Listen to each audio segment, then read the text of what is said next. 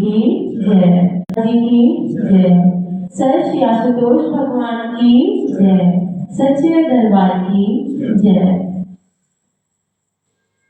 आज गुरुदेव की कृपा से पुनः यह अवसर मिला है कि सत्संग विचारों को सभी के समक्ष आज रख पाए। मैं सभी से आग्रह करूंगी कि समय हो चुका है सत्संग विचारों को श्रवण करने का, और सभी लोग अपने सभी कार्यों को विराम देकर सत्संग विचारों को श्रवण करने के लिए उपस्थित हो जाएं। आज का जो सत्संग का मुख्य विषय होगा भक्तों, वह विषय है प्रार्थना। जैसा कि हम सभी लोग जानते हैं कि आध्यात्मिक पथ पर प्रार्थना का एक बहुत बड़ा और अहम महत्व होता है। हमारी गुरु माँ परम पूजनीय माँ आशुतोष शामली जी सदैव उन्होंने एक ही बात समझाई, हम सभी शिष्यों को, सभी भक्तों को माँ ने सदैव एक बात समझाई कि यह जो अध्यात्म का पथ है, अगर आप चाहते हैं कि आप इस पथ पर अनवरत चल पाए और अपने लक्ष्य को प्राप्त कर पाए, तो कभी भी अपनी प्रार्थना को मत छोड़ना। और प्रार्थना भी यह नहीं कि कभी की कभी नहीं की, नित्य निरंतर अनवरत प्रार्थना सदैव उसको बनाए रखना, तभी आप अपने आध्यात्मिक लक्ष्य तक पहुंच पाएंगे। एक बार सर श्री आशुतोष महाराज जी के पास कुछ भक्त आए। सर श्री आशुतोष महाराज जी के दरबार में, उनके भवन में जो नमन चलता है, जिसमें प्रार्थना होती है, मेरे सतगुरु तेरे पथ पर हम सदा चलते रहे, प्रेम आपस में करें और सबके संग मिलकर चले। जो नमन है वो पूरा प्रार्थना है उसमें। तो उस प्रार्थना को सुनकर, उस नमन को सुनकर कुछ जिज्ञासु भक्तों के भीतर कुछ प्रश्न उठे प्रार्थना को लेकर। तो वह सभी भक्त पहुंचे सर श्री आशुतोष महाराज जी के पास अपने प्रश्नों के समाधान हेतु। उन भक्तों ने आशुतोष महाराज जी से प्रश्न किया कि गुरुदेव, आखिर यह प्रार्थना क्या होती है? तो आशुतोष महाराज जी ने बहुत सुंदर समझाया कि जो प्रार्थना है वह जितने भी भक्त हैं, जितने भी शिष्य हैं, उनकी जो मन की स्थिति है, उनकी जो आध्यात्मिक स्थिति है, अगर उनके अनुसार हम प्रार्थना को परिभाषित करने लगे तो कई परिभाषाएं हो जाएंगी प्रार्थना की, अगर उसके अनुसार करने लगे तो। परंतु वास्तव में जो प्रार्थना है, जो शब्द है प्रार्थना, वह प्रार्थ धातु से बना है, जिसका अर्थ होता है अपने से विशिष्ट सत्ता से प्रार्थना करना, दीनता पूर्वक विनम्रता के सहित उससे प्रार्थना करना, किसी चीज की याचना करना, यह है उसका वास्तविक अर्थ। तो फिर यह उत्तर सुनने के बाद उन भक्तों ने आगे एक और प्रश्न किया। उन्होंने कहा कि वह जो विशिष्ट है, वह विशिष्ट कोई मनुष्य भी तो हो सकता है। तो आशुतोष महाराज जी ने इसके ऊपर एक बहुत सुंदर कहानी सुनाई। महाराज जी ने कहा कि एक बार अकबर जंगल में, वन में शिकार करते करते भटक गए, और भटकने के बाद बहुत समय बीत गया तो उन्हें भूख लगी, और उसके बाद भोजन की खोज में वह बहुत इधर उधर भटके, और अंत में जाके अकबर ने देखा कि सामने एक किसान है, उस किसान का घर था वहां पर। तो अकबर ने जाकर उस किसान से और उसकी पत्नी से प्रार्थना करी कि क्या आप मुझे थोड़ा भोजन दे सकते हैं? मैं भूखा हूँ, मैं ऐसे ऐसे वन में भटक गया हूँ, मेरी बड़ी दयनीय स्थिति है इस समय। अकबर ने प्रार्थना की कि क्या आप मुझे एक समय का भोजन दे सकते हैं? तो जो किसान की पत्नी थी, उसने एक मोटी रोटी और अचार रखकर उस पर अकबर को दे दिया। अकबर ने उसे ग्रहण किया, उसकी भूख की तृप्ति हुई। उसके बाद अकबर ने वहां से जाते हुए उन्हें कहा कि जब भी तुम्हारे जीवन में कोई संकट हो, किसी भी चीज की तुम्हें आवश्यकता हो, तो तुम मेरे पास दिल्ली चले आना। और जैसे ही कुछ समय बीता तो वहां जहां वो किसान रहता था उस स्थान पर अकाल पड़ गया और उस दयनीय स्थिति में उसकी ऐसी स्थिति हो गई कि उसके घर में अन्न का एक दाना भी नहीं बचा। ऐसी स्थिति में उसकी पत्नी ने उसे याद दिलाया कि आप याद करिए, अकबर ने कहा था कि हम किसी भी परिस्थिति में मदद के लिए उसके पास जा सकते हैं, तो ऐसी दशा में तो अवश्य ही आपको उनके पास जाना चाहिए मदद के लिए। यह सुनकर तो किसान अकबर के पास दिल्ली में उनके महल में किसी तरह पहुंचा। बड़े संघर्ष के बाद जाकर उसको उनके महल में प्रवेश मिला और वो उनके कक्ष तक पहुंच पाया। परंतु जैसे ही वह अकबर के कक्ष तक पहुंचा तो उसने देखा कि अकबर तो स्वयं खुदा के आगे प्रार्थना कर रहा है, कोई दुआ मांग रहा है। वह किसान बहुत ही विवेकी था और बहुत चिंतन करता था। तो उस किसान ने चिंतन किया कि जो अकबर स्वयं किसी के आगे मांग रहा है, भला मैं उससे क्यों मांगू, फिर मैं सीधा उसी से क्यों ना मांगू जो उसका भी दाता है, जो सबका दाता है, मैं उसी से क्यों ना मांगू।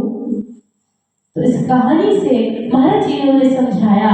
महाराज जी ने बोला कि वास्तविक रूप में दाता तो केवल एक ही है और उसी दाता के पावन श्री चरणों में करी गई प्रार्थना वास्तविक प्रार्थना है। अन्य किसी से आप प्रार्थना नहीं कर सकते, केवल दाता तो एक ही है। यह सुनने के बाद उन भक्तों ने आगे प्रश्न किया कि क्या महाराज जी प्रार्थना का फल सच में मिलता है। तो महाराज जी ने कहा कि प्रार्थना का फल अवश्य मिलता है, परंतु यह प्रभु के हाथ में है, गुरु के हाथ में होता है, क्योंकि वह जानता है कि कौन सी प्रार्थना को स्वीकार करना है और कौन सी प्रार्थना को स्वीकार नहीं करना, किसमें मेरे भक्त का कल्याण है और किसमें उसका अहित है, यह केवल वह जानता है। तो यह ईश्वर का कार्य है, भक्त का कार्य केवल और केवल प्रार्थना करना होता है।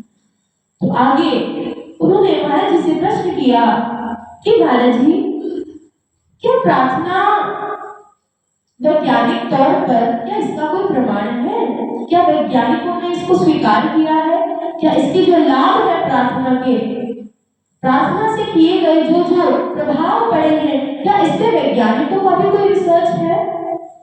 तो सर श्री आशुतोष महाराज जी ने बताया कि अमेरिका में सैन फ्रांसिस्को में एक रिसर्च की गई जहां पर डॉक्टर्स ने कुछ हार्ट पेशेंट्स को लिया और हृदय रोगियों को दो भागों में उन्होंने डिवाइड कर दिया, दो ग्रुप्स में डिवाइड कर दिया। जो पहला ग्रुप था उस ग्रुप के लिए विशेष लोगों को लगाया जिन लोगों ने आश्वासन दिया कि हम इन रोगियों के लिए लगातार अनवरत प्रार्थना करेंगे और उन्होंने आश्वासन दिया, उन्हें विश्वास था कि इस प्रार्थना के माध्यम से इन सभी का कल्याण होगा, इनकी स्थिति सुधरेगी। तो पहले ग्रुप के लिए यह व्यवस्था की गई और जो दूसरा ग्रुप था हृदय रोगियों का, उनके लिए ऐसी कोई व्यवस्था नहीं की गई, उनके लिए कोई प्रार्थना करने वाला नहीं था। जैसे जैसे समय बीता, बीतते बीतते 10 महीने बीते, तो 10 महीने बाद जो रिजल्ट आया वो सभी के लिए बहुत हैरानी का विषय था। जो पहला ग्रुप था जिसके लिए प्रार्थना की जा रही थी, उस ग्रुप के सभी मरीजों की जो स्थिति है वो दूसरे ग्रुप से 21% बेटर हो गई थी, जबकि जो दूसरा ग्रुप है उसकी स्थिति में कोई ऐसा सुधार नहीं आ पाया। और साथ ही जो एंटीबायोटिक्स दी जा रही थी उनके ट्रीटमेंट के लिए, वह भी उस पहले ग्रुप में कम यूज हुई और उनके बिना ही उनकी स्थिति 21% बेटर हो गई। तो महाराज जी ने कहा कि उसके बाद उन डॉक्टर्स ने हैरान होकर कहा कि हमें तो जो हम प्रिस्क्रिप्शन लिखते हैं उस पे लिखना चाहिए साथ में सभी के प्रिस्क्रिप्शंस पे कि आप लोग दिन में 3 बार प्रार्थना अवश्य करें। वो डॉक्टर्स भी हैरान थे। यहाँ तक कि नासा पे जब बात आई, एक समय था, एक घटना घटी थी, अपोलो 13 को जब उस स्टेशन को भेजा गया अंतरिक्ष पे और वहां से 55 घंटे बाद जब इंफॉर्मेशन आई कि उस पेशेंट के साथ कुछ ऐसी दुर्घटना घट गई है कि अब उन सभी की जान को खतरा है, जो भी अंतरिक्ष पे उस विमान में थे उन सभी की जान को खतरा है। जैसे ही ये सूचना धरा तक पहुंची तो जितने भी यहाँ वैज्ञानिक थे और पूरे विश्व तक यह सूचना फैल गई, तो सभी ने मिलकर उनके लिए प्रार्थना करी और उस प्रार्थना का ही परिणाम था कि उसके बाद कुछ ही घंटों बाद उस पेशेंट ने सुरक्षित लैंड किया और सभी की जो स्थिति थी वो ठीक थी, वह सुरक्षित थे। तो धीरे धीरे करके वैज्ञानिकों ने, डॉक्टर्स ने, सभी ने स्वीकार किया कि हाँ, प्रार्थना के असर होते हैं और निसंदेह इसके लाभ होते हैं। इसके बाद उन्होंने प्रश्न किया महाराज जी से कि महाराज जी, अगर प्रार्थना से लाभ होता है तो फिर कर्म करने का क्या फायदा है? तो कर्म तो करना ही नहीं चाहिए, क्योंकि एक तरफ कहा जाता है कि आप कर्म कर रहे हैं और आपको कर्म के अनुसार उसका फल मिलेगा, तो प्रार्थना तो उसके विरुद्ध कार्य कर रही है। तो महाराज जी ने उसको बहुत सुंदर तरीके से समझाते हुए कहा कि जैसे कि एक व्यक्ति है, उसने कोई गुनाह कर दिया और उसको जेल में डाल दिया गया। उदाहरणवश अगर उसको 10 साल की सजा हो गई, परंतु कुछ ही समय बाद जेल में जाने के बाद उस व्यक्ति को पश्चाताप होता है अपनी गलती का, वह अपने आचरण में, अपने व्यवहार में बदलाव लाता है, जेल के सभी नियमों का अच्छी तरीके से पालन करता है, अपने चरित्र में सुधार लाता है, तो फिर यह भी व्यवस्था होती है कि उसकी जो अवधि है जेल में रहने की उसको कम किया जा सकता है, या फिर जेल में उसको अन्य सुविधाएं प्रदान कर दी जाती हैं उसके इसी चरित्र के बेस पर। उसी प्रकार महाराज जी ने कहा कि एक साधारण व्यक्ति अगर है और उसके भयानक कर्म है और अपने कर्मों को भोग रहा है, तो भोगते भोगते अगर वो प्रार्थना कर रहा है, साथ में अनवरत प्रार्थना कर रहा है, तो निसंदेह उसके साथ भी यह कृपा ईश्वर कर सकते हैं कि वह उसकी जो कर्म है उनको बहुत सहज रूप से काट दे और उसके जीवन में भी सुंदर परिवर्तन आए। यह ईश्वर के हाथ में यह होता है, प्रार्थना में ऐसी शक्ति होती है। उन्होंने आगे प्रश्न किया उन जिज्ञासु भक्तों ने कि बहुत बार तुम्हारा जी ऐसा भी होता है कि दो लोग हैं, वो दोनों जो प्रार्थनाएं कर रहे हैं वो एक दूसरे के विरुद्ध हो, तो ऐसे में परमात्मा फिर किसकी प्रार्थना सुनेंगे और ऐसे में क्या होगा? तो वहां महाराज जी ने बहुत सुंदर उदाहरण दिया कि देवी पुराण में लिखा है कि भगवान श्री राम ने और रावण ने दोनों ने ही युद्ध में माँ भगवती से सहायता मांगी कि युद्ध में मेरी सहायता करिए। तो एक तरफ माँ ने जाकर प्रभु श्री राम को विजयी भव का आशीर्वाद दिया और दूसरी तरफ उन्होंने रावण को कल्याण वस्तु का आशीर्वाद दिया। तो बहुत से लोग कहते हैं कि माँ ने तो प्रभु श्री राम की युक्ति सुनी, क्योंकि रावण तो हार गया, उसकी तो मृत्यु हो गई। तो महाराज जी ने समझाया कि माँ ने तो दोनों को जो वचन दिए थे, माँ ने दोनों वचनों को सत्य किया। जो प्रभु श्री राम को जो आशीर्वाद दिया विजय भव का, वह भी घटित हुआ, और रावण को जो आशीर्वाद दिया कल्याण वस्तु का, वह भी पूरा हुआ, क्योंकि प्रभु श्री राम के हाथों उसका वध हुआ, जिसके माध्यम से उसका कल्याण हुआ। तो प्रभु स्वयं जानते हैं कि किस माध्यम से किस प्रार्थना को सुनना है और किस तरह से उसको लेके जाना है, क्योंकि प्रभु स्वयं को परम सत्ता है। यह सुनकर उन भक्तों ने कहा और अनेकों प्रश्न आगे उन्होंने पूछे। उन्होंने कहा कि अगर ऐसा है, जिज्ञासु भक्तों ने फिर एक और प्रश्न पूछा कि ऐसा है कि अगर प्रार्थना से ही सब कुछ होता है तो फिर कर्म करने की जरूरत ही क्या है। तो इस पर महाराज जी ने एक हास्यास्पद घटना उन भक्तों को सुनाई। उन्होंने कहा कि एक बार एक व्यक्ति था, वह रोज मंदिर जाता था और मंदिर जाके प्रार्थना करता था कि हे प्रभु, मेरा आपके अलावा कोई और सहारा नहीं है, मैं बहुत दुखी हो चुका हूँ इस गरीबी से, अब मुझे चैन के कुछ पल दीजिए और मेरी लॉटरी निकलवा दीजिए। परंतु पहली बार जब उसने ये प्रार्थना करी तो उसकी प्रार्थना ईश्वर ने नहीं सुनी।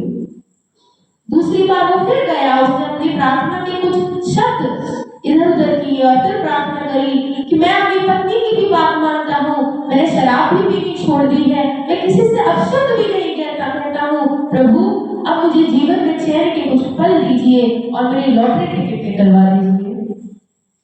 तो तब भी दूसरी बार में प्रभु ने उसकी प्रार्थना नहीं सुनी। तीसरी बार जब वह गया और उसने पुनः अपनी प्रार्थना करी तो वहां ईश्वर की वाणी गूंजी और ईश्वर ने कहा कि अब तुम मेरे बच्चे, अब तुम मुझे चैन के कुछ पल दो और कम से कम जाकर लॉटरी की टिकट तो खरीदो। तो जाहिर सी बात है, उसको वह कर्म तो करना ही पड़ेगा। अगर वो टिकट ही ना खरीदे लॉटरी की और उम्मीद करे कि मेरी टिकट लॉटरी लग जाए तो जाहिर सी बात है, यह तो असंभव है।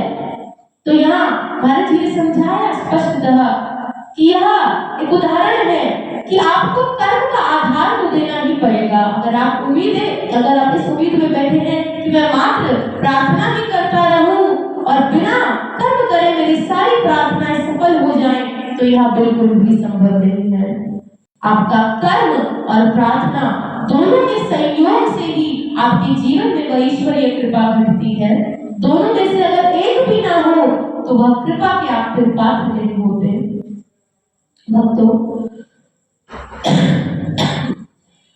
यह सर श्री आशुतोष महाराज जी ने बहुत सुंदर तरीके से जो भक्तों के मन के जो प्रश्न थे उनका उत्तर दिया।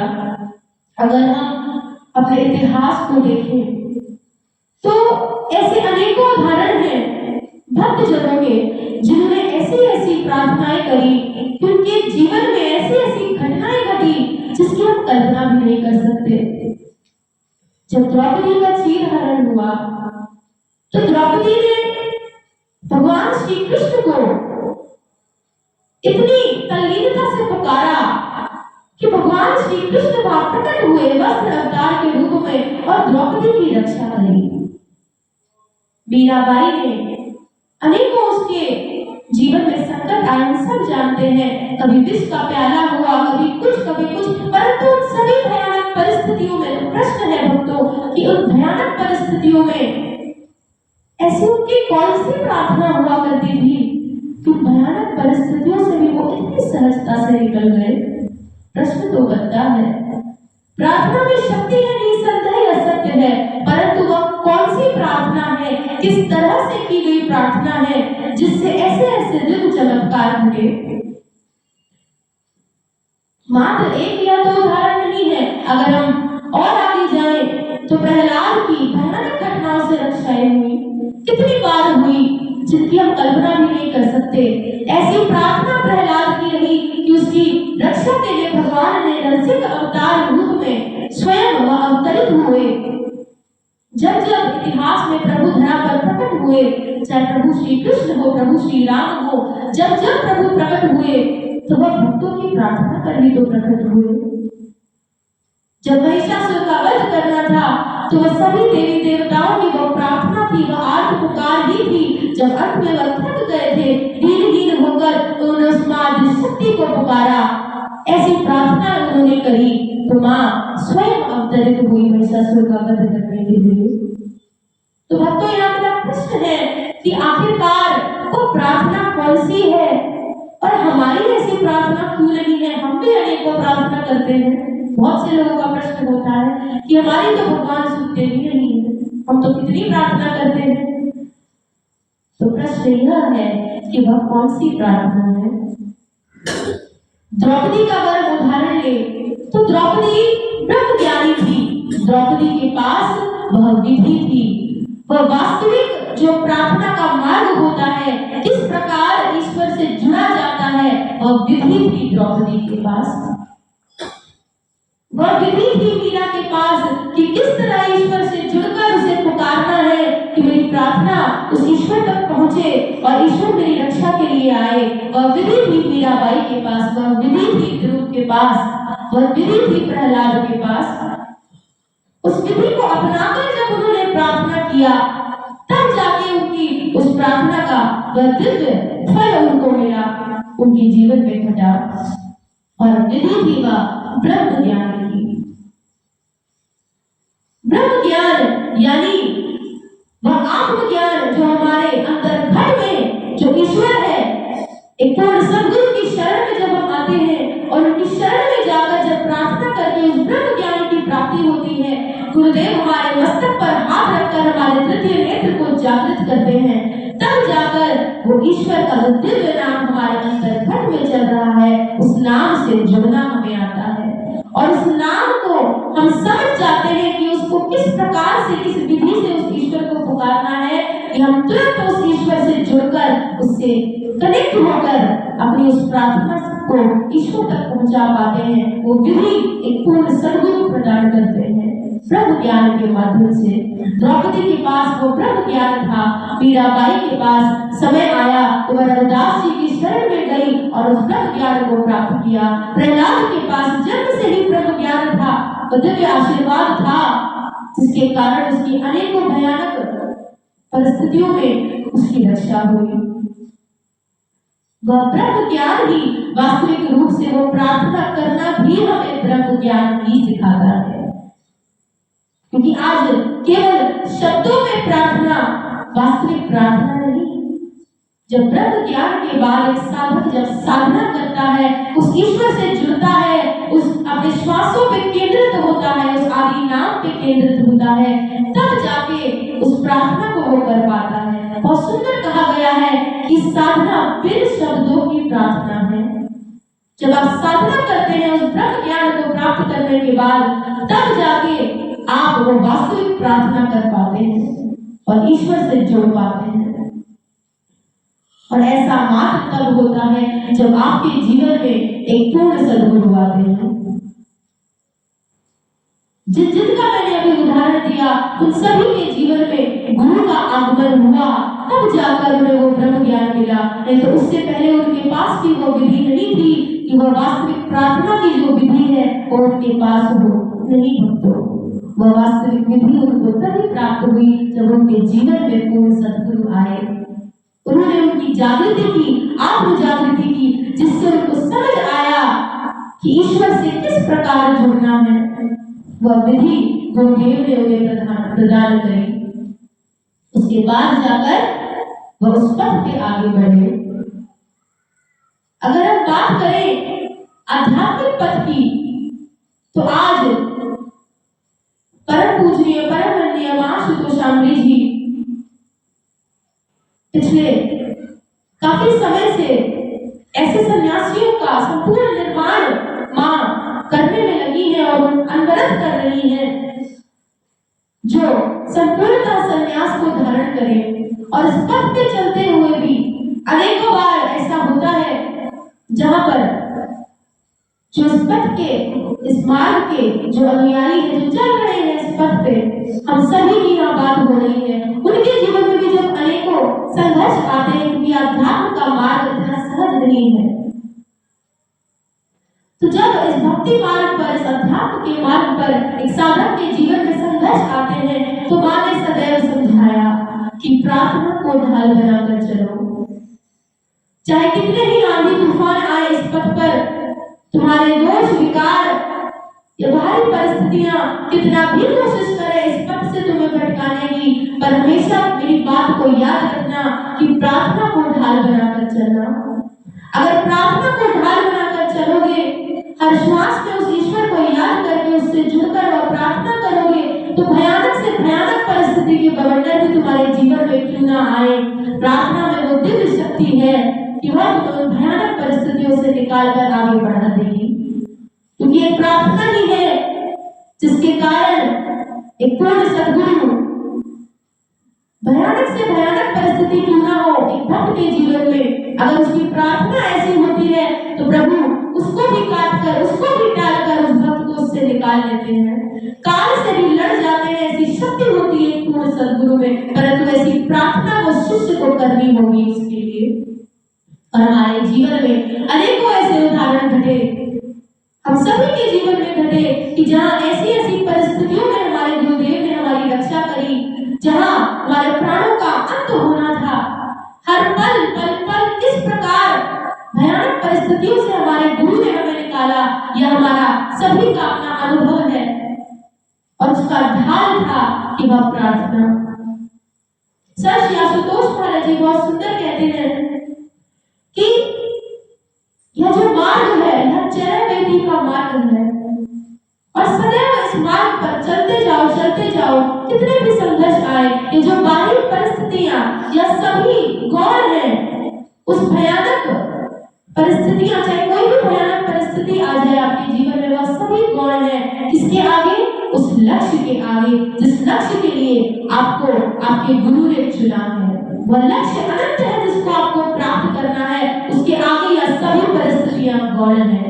महाराज जी के वचन थे, और महाराज जी ने कहा कि चरैवेदी का मार्ग अपनाकर इस मार्ग पर चलते जाओ, जो रुक जाएगा, थक जाएगा, हार के बैठ जाएगा, समझ लो उसके लिए यह अंत है।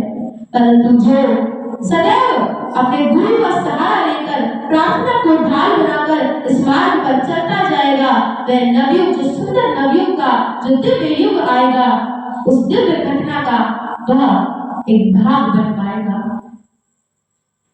महाराज जी ने सदैव यह बात अपने शिष्यों को समझाई। महाराज जी ने एक बार बहुत सुंदर बात कही कि जो गुरु होता है वह, उसे कहा जाता है कि वह शिष्य वत्सल है, परंतु इसका अर्थ यह नहीं है कि वो अपने शिष्य को सदैव सहलाता ही रहे। जो शब्द होता है, जो वात्सल्य शब्द होता है, उसमें वत्स शब्द होता है, और वत्स का अर्थ होता है बछड़ा। जिस प्रकार गाय अपने बछड़े का जो गंदगी है, जो मल है, उसको चाट कर साफ करती है, उसी प्रकार जो गुरु है वो जब अपने शिष्य के मनोविकारों पर, उन पर काम करते हैं, उनका निर्माण करते हैं, उसको साफ करने पर आते हैं, तो समझ जाना यह उनकी निष्ठुरता नहीं, यह उनका प्रेम वात्सल्य है, यह उनकी कृपा है। और ऐसे समय में जब वह तुम्हारे साथ वह निर्माण का प्रक्रिया कर रही हो और तुम्हें कोई मार्ग नजर न आए, तुम्हारा मन विचलित हो रहा हो, तो ऐसी स्थिति में उस प्रार्थना की ढाल बनाए रखना। क्योंकि मां ने अक्सर बताया कि इस मार्ग पर एक स्थिति ऐसी भी आती है जब भक्त के भीतर से उसकी ऐसी दयनीय स्थिति हो जाती है कि वह प्रार्थना भी नहीं कर पाता, उसके भीतर से प्रार्थना भी नहीं निकलती। तो मां ने सदैव समझाया कि ऐसे समय में जब प्रार्थना भी ना निकले तो उसके लिए भी प्रार्थना करो कि हे प्रभु, मेरी इस दयनीय स्थिति को, मेरे अंधकार को खत्म करो, कृपा करिए कि कम से कम मैं प्रार्थना कर पाऊं। और सच बताऊं भक्तों, उस प्रार्थना से भी जो बढ़कर कृपा होती है, हम सब ने तो वह प्राप्त किया है हमारे गुरुदेव बाबा आशुतोष महाराज जी, हमारे गुरुआ परम पूज्य मां आशुतोष जी के सानिध्य में, कि प्रार्थना से भी आगे का जो सिद्धांत है, जो कृपाएं हैं, हम सब ने तो वह प्राप्त करी है। क्योंकि हमने यह 7-8 साल मुझे हो चुके हैं संन्यास में, हमने तो देखा है अनेकों बार। शुरुआत में जब मैं इस पथ पर चली थी तो मैं तो यह भी नहीं जानती थी कि प्रार्थना भी करनी होती है, और दयनीय स्थिति थी, ना संन्यास जानती थी, ना भक्ति जानती थी। तो प्रार्थना तो आप मान लीजिए कि बस एक ये समझ लीजिए कि जैसे सुबह शाम आज एक भगवान के आगे हाथ जोड़ के एक फॉर्मेलिटी की तरह दुनिया आज कर रही है, उसी प्रकार मेरा भी जीवन था। परंतु उस समय में भी, उस समय काल में भी, जब मुझे यह भी नहीं पता था कि प्रार्थना होती क्या है, प्रार्थना निरंतर करनी होती है, उस स्थिति में भी मेरे गुरु ने मुझ पर ऐसी ऐसी कृपाएं करी जिसका मैं वर्णन नहीं कर सकती। जहाँ मुझे पता ही नहीं था कि प्रार्थना भी करनी है और मैं भयानक स्थितियों से घिरी थी, उस समय में मेरे गुरु ने मेरी अनंत बार रक्षा करी और आज तक कर रहे हैं। वास्तव में यह होते हैं पूर्ण सदगुरु कि जहाँ प्रार्थना का सिद्धांत भी उसका भी एक लेवल है, एक लिमिट है, परंतु जो पूर्ण गुरु की कृपा है, दया है, उसका कोई लेवल नहीं है, वह अनंत है और परे है। क्योंकि हमने अपने इस दरबार में देखा है कि ऐसे ऐसे लोग जो जानते ही नहीं कि सत्य क्या है, चाहे वो विरोधी तक हो। हमने तो देखा है हमारे गुरुदेव ऐसे दयावान है कि जो विरोधी भी है उन पर भी दया ही कर रहे हैं, उनको सदैव हमने दया ही, उनका कल्याण ही करते देखा है। और ये वास्तव में मात्र एक पूर्ण सद्गुरु भी कर सकते हैं, जिनके भीतर कृपा, दया, प्रेम के अलावा कुछ नहीं है। ऐसी ऐसी कृपाएं हुई, क्योंकि प्रार्थना तो एक लिमिट तक है, उसका भी एक सिद्धांत होता है, परंतु पूर्ण गुरु के आप जब शरण में आके आप अपने आप को समर्पित करते हैं, आत्मसमर्पण करते हैं, तो फिर प्रार्थना से परे जो आपकी झोली में, जो आपकी लकीरों में नहीं है, वह भी वो डालने का सामर्थ्य रखते हैं। और उन्होंने पल प्रतिपल हमारी झोली में अपनी वो अनंत कृपाएं डाली है और हम देख रहे हैं।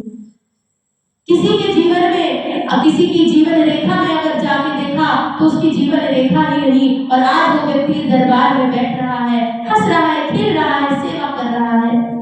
किसी को कोई भयानक रोग होना था, वह कट गया है। किसी के जीवन में कुछ भयानक घटना लिखी थी, उन सभी को काट कर आज सभी को उस दरबार में, और जहाँ जहाँ उनके भक्त हैं जो प्रार्थना करके दरबार में आए, ब्रह्म ज्ञान लिया, गुरु से जुड़े, उन सब के जीवन में ऐसी कृपाओं का भंडार होते हमने देखा है भक्तों। इसीलिए प्रार्थना भी करना जो सिखाते हैं वह ही है पूर्ण सद्गुरु। और जब शिष्य प्रार्थना भी नहीं कर पाता, उस समय जो संभालते हैं वह है पूर्ण सद्गुरु। तो एक बहुत सुंदर चंद लाइनें हैं एक पूर्ण गुरुदेव की महिमा को गाते हुए कि वरद कमल कर धर अपना जो तृतीय नेत्र जागृत कर दे, प्यासी हृदय मरुभूमि में जो अक्षय अमृत रस भर दे, सभी ताप संताप निवार कर जग का जो परित्राण करे, पूर्ण गुरु ही धरा पर शिव है, शत शत उन्हें प्रणाम करे, शत शत उन्हें प्रणाम करे। यह होते हैं पूर्ण सद्गुरु, जिनके सानिध्य में आकर पता चलता है कि प्रार्थना क्या है, समर्पण क्या है, विश्वास क्या है और वास्तव में जीवन क्या है, जीवन जीने की कला क्या है। यह भी तभी वास्तव में पता चलता है जब एक पूर्ण सद्गुरु की शरण में आते हैं। जब भयानक से भयानक परिस्थितियों में, जहाँ शिष्य को कोई मार्ग नजर नहीं आता, जब उसके जो भयानक कर्म संस्कार है उसको खींच रहे होते हैं अपनी ओर, उसके मन के दोष या संपूर्ण, की बहुत सुंदर कहा जाता है कि जब एक व्यक्ति अध्यात्म में भक्ति के पथ पर निकलते हैं तो संपूर्ण जो शैतानी शक्तियां हैं, उसके कर्म संस्कार है, मन है, विकार है, वह सभी उसको पूरा जोर लगाते हैं खींचने के लिए। परंतु ऐसी भयानक परिस्थितियों में भी वह शिष्य अगर गुरु को समर्पित है तो उसके गुरु उन भयानक से भयानक परिस्थितियों से भी उनको निकाल कर उसको उस अध्यात्म की श्रेष्ठतम ऊंचाइयों तक पहुंचा देते हैं जहां उसका लक्ष्य है। यह होते हैं पूर्ण सद्गुरु। तो नित्य निरंतर हमें सदैव अगर प्रार्थना भी करें भक्तों, तो यह स्पष्ट होना चाहिए कि प्रार्थना किसी के लिए प्रार्थना होती है कि मात्र स्वार्थ पूर्ति, किसी के लिए प्रार्थना है किसी रोग की अचूक औषधि, परंतु वास्तविक रूप में प्रार्थना होती है ऐसी प्रार्थना जहाँ केवल और केवल उस ईश्वर की मांग हो, जहाँ केवल मांग हो कि प्रभु इस नीच पर कृपा करें, हम इस योग्य नहीं कि तुझे प्राप्त कर सके, हम पाप का भंडार है, यह तनविश की वेदनी गुरु अमृत की खान, शीश दिए जो गुरु मिले तो भी सस्ता जान। तो वास्तविक प्रार्थना तो वही है भक्तों, जहाँ पर केवल और केवल उसकी मांग हो, कि जब वो मिल गया तो बाकी चीजें तो अपने आप उसकी चरणों की दासी है, उसको अलग से फिर मांगना नहीं पड़ता। परंतु पहले अपने उस परम पिता परमात्मा, आपका सर्वस्व जो आपके लिए अपना सर्वस्व लुटाने में लगा है, जो पल पल आपके लिए अपना सर्वस्व लगा रहा है कि किसी तरह मेरे बच्चे इस भयानक अंधकार से निकले, उस प्रकाश में स्थित हो, जो हर पल उस जहर को स्वयं पी रहा है, से कम। यह प्रार्थना तो हमारी मुख्य होनी चाहिए और इस प्रार्थना को ही हमें अपने जीवन का आधार बनाना चाहिए हर पल, क्योंकि हम संसार में इधर उधर से लगे हुए हैं, यह मांग रहे हैं, वह मांग रहे हैं, पर उसे नहीं मांग रहे जो इन सभी को देने वाला है, इन सभी का प्रदाता है। तो हम सभी की मुख्य प्रार्थना तो यही होनी चाहिए और वास्तविक प्रार्थना यही है कि हे प्रभु, चाहे जो भी परिस्थिति हो, बस मैं तुझे न भूलूं और तेरे अलावा मुझे कुछ अच्छा न लगे। ये संसारिक चीजें मुझे निसंदेह बहुत आकर्षित करती है, मेरा मन इनकी ओर बहुत खिंचता है, परंतु प्रभु अगर तेरी कृपा होगी तो मैं जानता हूँ, मुझे विश्वास है, मैंने तेरी कृपाओं को, तेरी शक्ति को, तेरे सामर्थ्य को देखा है। ऐसा नहीं है कि मैं इससे अनभिज्ञ हूँ, मैं जानता हूँ प्रभु तूने जलवाया है, तूने कृपा की है, मैं जानता हूँ तू अपूर्ण शक्ति है, जो चाहे तो सब पूर्ण ब्रह्मांड को क्षण भर में पलट सकती है। तो मैं तो इसका एक दिन का मात्र हूँ, इस दिन के मात्र पे दया कर। अब बहुत हो चुका प्रभु, बहुत भटक लिया, बहुत समय व्यर्थ गवा लिया और आज भी उन्हीं चीजों में लगा हूँ। अब तू दया कर, अब निकाल इस दलदल से, मुझे नहीं अब सभी को निकाल प्रभु, संपूर्ण विश्व को, संपूर्ण ब्रह्मांड को अपनी शरण में ले, उस प्रकाश में स्थिर कर प्रभु, और इस अंधकार का जड़ से नाश हो, मेरे मेरे अस्तित्व का जड़ से नाश हो प्रभु। यह प्रार्थना अब हम सभी भक्तों की आप स्वीकार करें, क्योंकि आपके सामर्थ्य को हम जानते हैं। तेरी कृपा के बिना तो तेरी याद भी नहीं आती, स्थिति इतनी दयनीय हो जाती है। यह दुनिया आकर्षित करती है, यह दुनिया बहुत सुंदर लगती है, परंतु प्रभु मैं जानता हूँ तूने उस स्थिति तक लेकर आया है। मैं जानता हूँ कि जो दुनिया मुझे सुंदर लग रही है, यही दुनिया मेरे विनाश का भयानक कारण है, और ये दुनिया मुझे तेरे से, जो मेरा सर्वस्व है, जिससे मुझे वो दिव्य प्रेम मिला, जिस प्रेम को मैंने संसार में खोजा, तो वास्तविक प्रेम मुझे तुझसे मिला, परंतु ये जो दोष है, ये आड़े आके बार बार मुझे तुझसे ही तोड़ रहे हैं। तो हे प्रभु अब दया कर, अब दया कर, तेरा दास हार चुका है और हार कर प्रार्थना कर रहा है तेरे चरणों में कि अब मुझे निकाल इस भयानक परिस्थिति से। ये शिष्य में सामर्थ्य नहीं कि वह इन भयानक दोषों से लड़कर निकल पाए। मां ने सदैव समझाया कि तुम में यह सामर्थ्य नहीं है, तुम्हारे कर्म संस्कार इतने भयानक हैं कि तुम नहीं निकल सकते। हाँ, तुम गुरु वचनों का पालन कर कर इस मार्ग पर चलो, उनके वचनों का पालन कर कर जो जो गुरु बता रहा है उसके मार्गदर्शन में चलो और प्रार्थना करो, तो निसंदेह वह समय आएगा। और वहाँ के वचन है कि समय हमेशा ऐसा नहीं रहेगा, वो दिव्य समय भी आएगा जब संपूर्णता अंधकार का नाश होगा और उस दिव्य स्थिति को गुरु तुम्हें प्रदान करेंगे, उस प्रकाश को प्रदान करेंगे जहाँ केवल प्रकाश होगा। परंतु उनके वचनों पर विश्वास होना चाहिए। एक भक्त कभी भी हार नहीं मानता। हाँ, वो जानता है कि वो हारा हुआ है अपने दोषों से, विकारों से, पर वो यह भी जानता है कि मैं अपने गुरु पे संपूर्णता, मुझे विश्वास है, उसके वचनों पे विश्वास है। उसने कहा है तो समय आएगा और वो मुझे निकालेगा। बहुत सुंदर भजन है, हारा हूँ बाबा पर तुझ पे भरोसा है,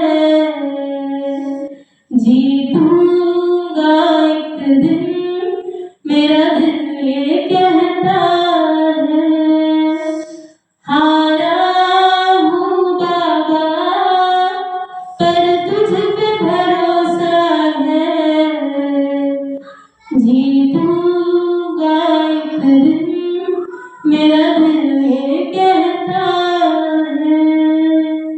हो मेरे माझी बन जाओ, मेरी नाव चला जाओ, हो बेटे को बाबा श्याम तुम गले लगा जाओ।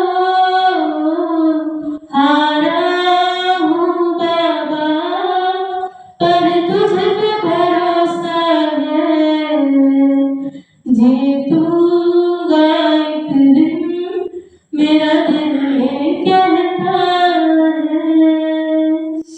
हारा हूँ बाबा पर तुझ पे भरोसा है,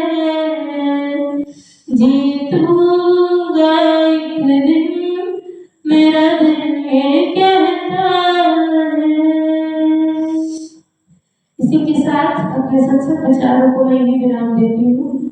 बोलिए परम पूज्य परम वंदनीय मां आशुतोष जी की जय। परम श्रद्धेय बाबा आशुतोष महाराज जी की जय। सर श्री आशुतोष भगवान की जय। सच्चे दरबार की जय।